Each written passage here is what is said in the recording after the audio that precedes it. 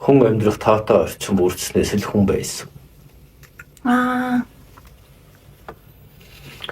Хүн амьтан үг сургамал гээд бүх юм таатай болж эхэллээ дээ. Тийм.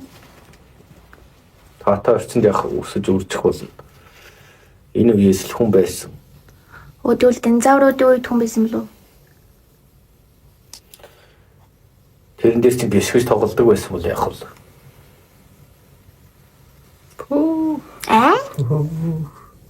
Авраг битээ юу? Тийм ээ. Тэгэхээр хүн бас авраг байсан гэсэн үг.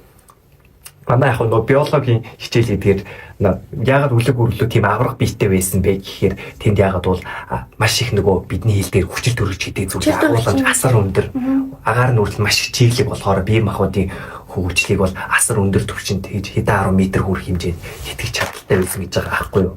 Одоо яагаад бүх төрөл зөвлөлтийн үлэг гөрүүлүүд бол бас төрөл зөвлөл амьдрах чадвар болсон. Тэгэхээр дэлхийн техник хүчил төрөж хийдэг хэмжээ буурсан, хөрсөн үрдлийн үрдийн адил үрдэн шинтэй байхад болцсон гэж үздэг. Тэгэхээр хүннээс авраг байсан байж болох уу? Болмоо. Өвөө шавчнууд л амар том байсан гэж ярьдаг байсан. Хүмүүс тийм том авраг үтнүүд